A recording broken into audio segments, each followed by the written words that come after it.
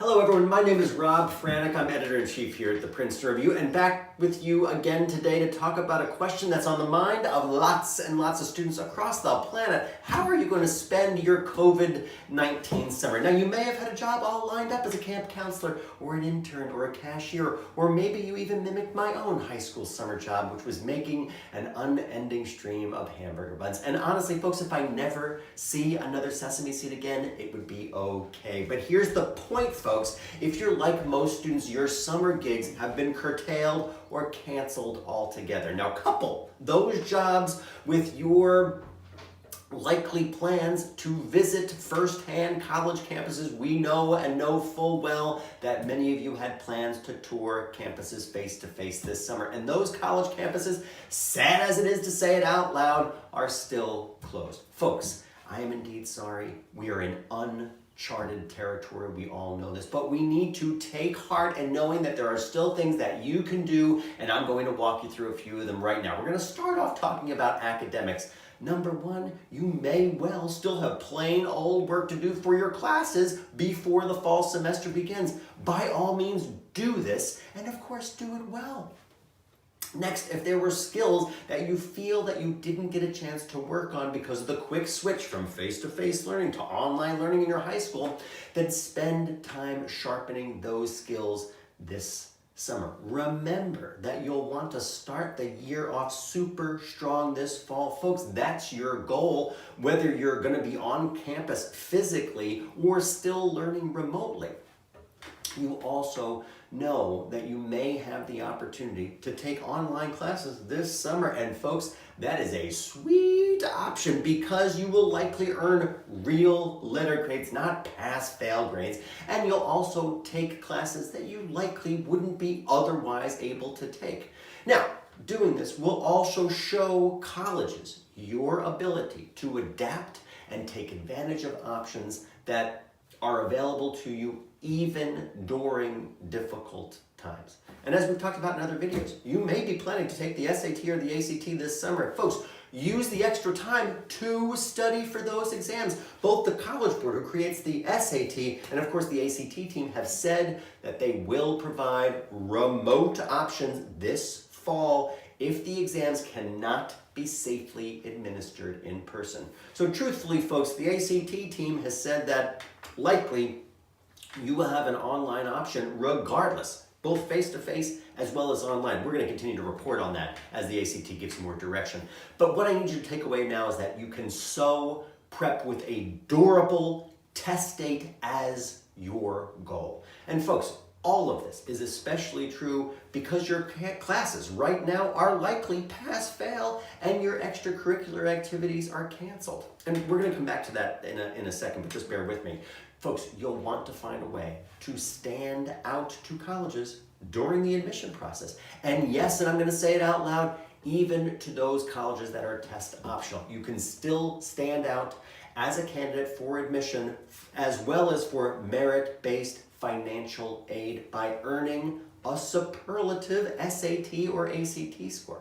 Now, speaking of colleges, this summer is also a great time to get a head start on your college essays, even if you're not a rising senior. And if you are a rising senior, then you should definitely be using these summer months to get started on your essays now. Folks, we have a spot on college essay tips video that we recorded here for our YouTube channel. It's called How to Write a Game-Changing College Essay. Take a peek. It's right here on our channel. And then, of course, get to work. Folks, we recognize that inspiration is certainly part of the process, but something that you need to remember of your college essay. Your college essay is a short piece of writing that has to be really good. Folks, there is no substitute for time. So start early and then sit with it and then rework it and then sit with it some more. Investing the time now will make all the difference later. And again, folks, your essay is one of the few ways that you can really distinguish yourself right now. So while, of course, your other activities have been suspended and other opportunities canceled outright,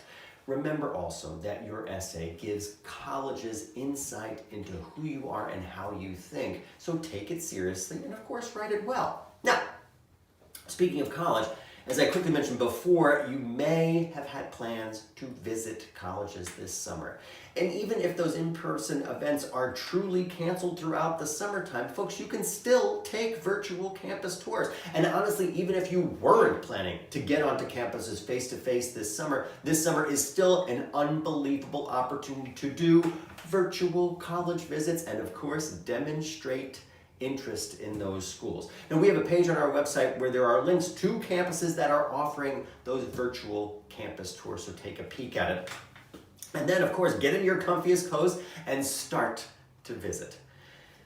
Next, as I promised before, we have to talk about jobs and extracurricular activities. And as I noted before, you may have had a summertime job all lined up, but the organization that you were going to work for is now closed for the summer. And if that's you, folks, please know that we understand it's rough and we are sorry. But folks, if you are shifting your focus to instead getting a job online, there are a number of places that will offer you that opportunity. You can look into working in customer service from your home. Many of those companies will hire students who are under the age of 18. Or maybe you're a great web designer, or you're really crafty and you can sell those templates or those products directly online.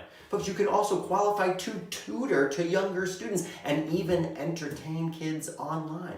And if you're looking to volunteer, then folks, there are truly all sorts of exciting volunteer opportunities that you can take advantage of, again, directly from your home. We published an entire video on this right here on our YouTube channel, so take a peek at it. And you'll see in that video that you can contribute to scientific research, or transcribe historical documents, or help folks in need via text or calls. Folks, you may be limited in where you can travel physically, but you can absolutely make the world a better place from wherever you are right now.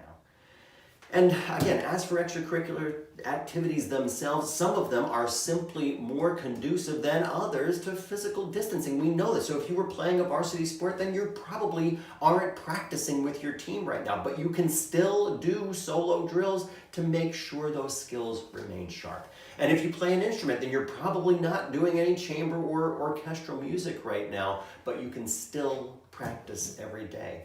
Folks, if you're a writer, then write. If you're a chess star, then get online games going if you haven't done that already. And if you're a future Broadway actor, then you can practice even if you're not performing. Folks, what I'm trying to say here is don't let the perfect be the enemy of the good. If you do what you can, the best that you can, even if that's not the empirical ultimate best, then folks, you're doing great. And I'm gonna say it out loud, even after you do all or just some of those things that we just talked about. You may still feel out of sorts, and that's okay. It's to be expected. It means that you're human. So yes, you can sit with where you are at this moment and know that there will be better days ahead.